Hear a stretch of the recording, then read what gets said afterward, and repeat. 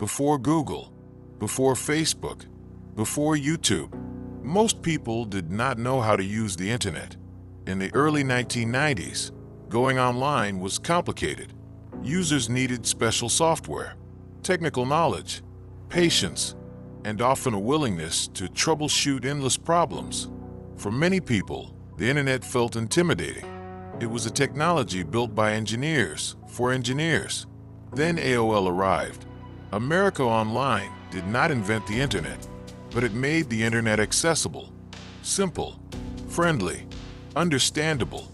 For ordinary people, AOL offered something revolutionary: a simple way to connect, a simple way to communicate, a simple way to explore the online world.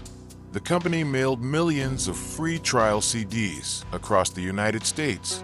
They appeared in mailboxes, magazines, newspapers, stores, airports, hotels.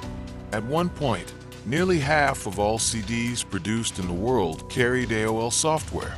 The strategy was impossible to ignore. People installed AOL. They logged on, and for the first time, millions experienced the internet. The familiar sound of a dial-up connection became part of everyday life. To many families, AOL was not a website. AOL was the internet, and the company was only getting started. As more people connected online, AOL grew rapidly. Millions became subscribers, then tens of millions. The company offered email, news, entertainment, forums, chat rooms, everything a new internet user needed. The experience was carefully designed. Users entered AOL's ecosystem and often stayed there. Many people rarely left. For a generation of internet users, AOL became the center of online life. The company introduced AOL Instant Messenger, known simply as AIM. AIM became one of the most influential communication platforms of its era. Friends chatted after school. Families stayed connected. Relationships began online. Entire communities formed around AOL services. The company dominated the internet experience. Investors loved the growth. Wall Street loved the growth. Subscribers loved the convenience. Every year, AOL became larger, stronger, more powerful. The internet was expanding rapidly, and AOL appeared perfectly positioned to control it. One of AOL's most successful strategies had nothing to do with technology. It was distribution. The company became famous for sending free trial software everywhere. Millions of discs were mailed across the United States, then tens of millions, then hundreds of millions. They appeared in magazines, inside newspapers, at grocery stores, airports, hotels, electronics retailers, and even attached to products that had nothing to do with computers. At one point, AOL's marketing campaign became so aggressive that people joked they could not escape the discs. Entire households accumulated stacks of AOL CDs. Some used them as drink coasters. Others turned them into decorations. Yet the strategy worked. Every disc represented a potential customer. Every customer represented a monthly subscription. And every subscription strengthened AOL's position. The campaign became one of the most successful customer acquisition programs in business history. AOL was not simply growing, it was saturating America. For many families, the first step onto the internet began with the free AOL disk. By the late 1990s, the internet had become the most exciting industry in the world. Technology stocks surged. Investors poured money into anything connected to the web. Optimism seemed limitless, and AOL stood at the center of the boom. The company's subscriber base exploded. Its advertising business expanded. Its market value climbed higher and higher. Executives were celebrated as visionaries. The media described the internet as the future, and AOL appeared to own the gateway to that future. At its peak, AOL became one of the most valuable companies on Earth. The company that once mailed free software disks was now a global technology giant. Many believed its dominance was inevitable, permanent, unstoppable. History would prove otherwise. Long before Facebook, long before WhatsApp, long before Instagram, there was AIM. AOL Instant Messenger became one of the defining products of the early internet era. For millions of teenagers, AIM was the center of social life. Friends talked after school. Relationships started. Arguments happened. Communities formed. People customized away messages, created screen names, and spent hours chatting online. Today, instant messaging feels ordinary. At the time, it felt revolutionary. For many users, AIM was their first experience of real-time digital communication. The service spread rapidly. Entire schools adopted it. Entire friend groups depended on it. And AOL seemed perfectly positioned to dominate the future of online communication.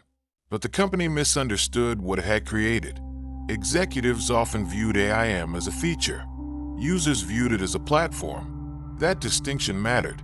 Years later, social networks would build enormous businesses around online identity and communication. Facebook, Twitter, WhatsApp, Discord.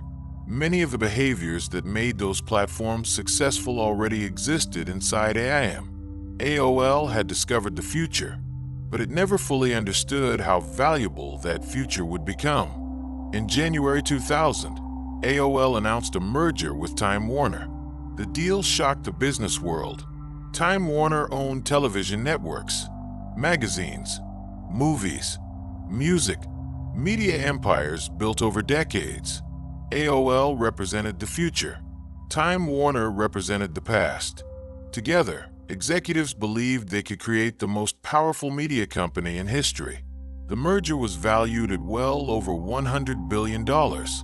At the time, it was one of the largest corporate mergers ever attempted. Investors celebrated. Executives celebrated. Analysts celebrated. Many believed the internet had officially defeated traditional media. But the timing could not have been worse. The dot-com bubble was approaching its peak, and the internet itself was about to change. AOL's business model depended on controlling access. Users entered the internet through AOL. Content flowed through AOL. Communication happened through AOL. But technology was evolving. Broadband internet connections began replacing dial-up.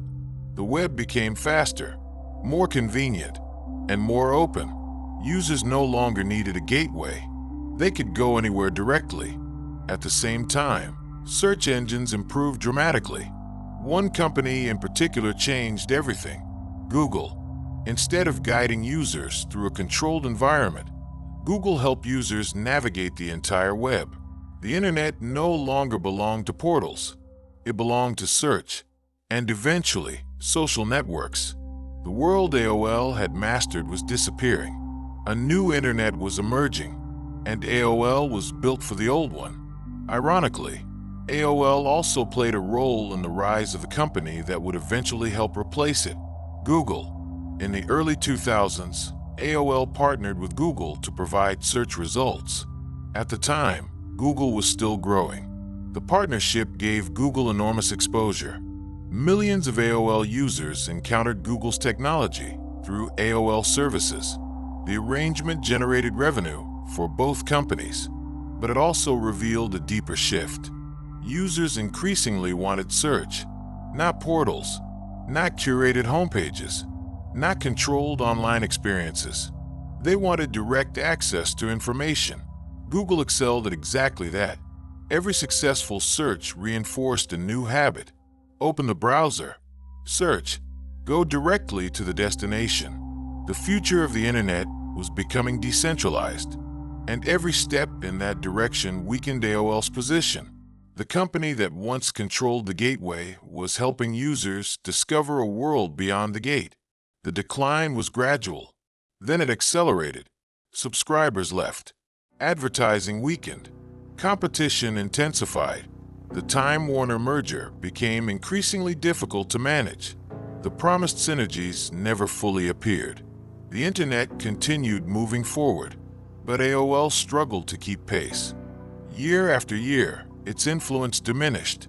The company survived, but it never regained the position it once held. For younger generations, AOL became little more than a historical footnote, a forgotten logo from an earlier internet. Yet only a few years earlier, it had seemed destined to dominate the digital world forever. Most people think success creates security. Sometimes it creates blindness. AOL succeeded because it controlled access. The company built an empire by making the internet simple and accessible. But eventually, the internet no longer needed a gatekeeper. The very system that created AOL's success prevented AOL from adapting to the next phase of growth. This pattern appears throughout business history. Yahoo, Nokia, Blockbuster, BlackBerry, Xerox. Again and again, organizations become trapped by the assumptions that once made them successful. The future rarely arrives looking important. It often appears incomplete, unproven, unprofitable, easy to ignore. By the time everyone agrees it matters, the opportunity is already gone. AOL did not lose because it failed to build the internet. AOL lost because it built itself around a version of the internet that no longer existed. That is the unspoken system. Yesterday's advantage can become tomorrow's weakness.